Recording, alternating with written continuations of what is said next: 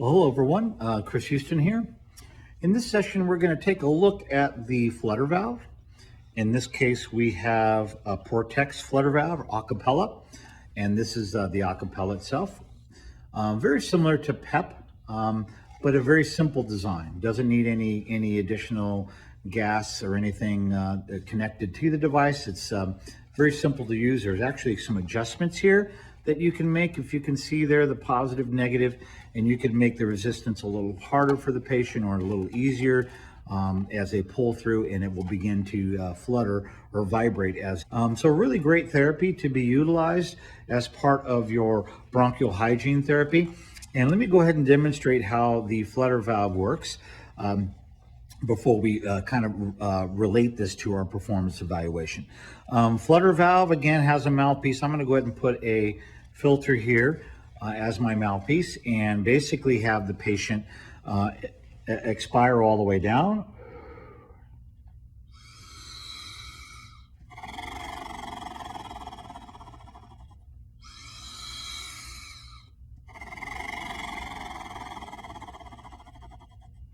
Now, as the patient expires through the Flutter Valve, the vibration is made throughout the thorax. So you can really feel this if you try to use one of these yourself and practice with it. You can really feel that vibration through the chest. Obviously, the patient's going to be encouraged to cough after this therapy. And oftentimes what you'll find is that if they're doing this effectively, they may trigger their own cough after 3 or 4 of these. So let me demonstrate that a little bit more. Just again, you can inspire.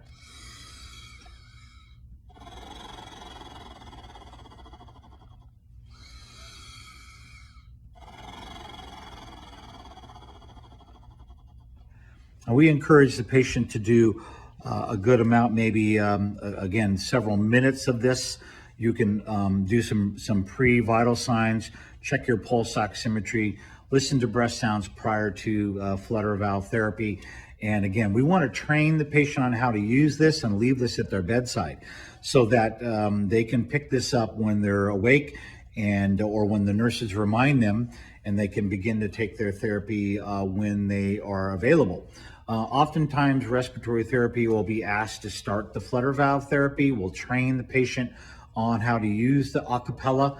And then it's something like an spirometer where they will initiate this on their own. And nursing will be there to remind them to use their Flutter Valve as much as possible when they're awake during the daytime. So again, Flutter Valve, very effective therapy, very easy to use for the patient. And this can be taken home as well and used at home if patients feel that helps them keep their lungs clear, and can be very effective use at home as well. So when we relate this to our performance evaluation, Flutter Valve therapy, vibratory PEP therapy, or Acapella, we want to always verify the physician's order, scan the chart for any relevant information. We want to follow standard precautions in hand washing, PPE possibly, obtain the equipment necessary. These are single packaged with the mouthpiece included, and there's some additional packaging that gives it full instructions that come with the Acapella as well. We want to introduce ourselves to the patient, explain what the Flutter Valve procedure is about and how it's done. Position the patient, and again, it's always great if you can get the patient to sit up in bed, dangle their legs and their feet. But if not, then a high Fowler's position would be sufficient. We want to have an assistant coach the patient during the therapy. Again, respiratory therapists are so much oftentimes coaches, like in pulmonary function or in sensory spirometry. We really want to coach the patient and get maximal effort and really have them see what that effort looks like as you're coaching them and encouraging them through the process. Periodically have the patient cough. So if they do 3, 4, 5 Flutter Valve cycles, have them try a big cough, because obviously the cough is that great tool to clear the lungs, and that has to accompany this therapy as well as the sensory spirometry therapy as well. Monitor the patient throughout, assess the patient following the therapy. How did they do?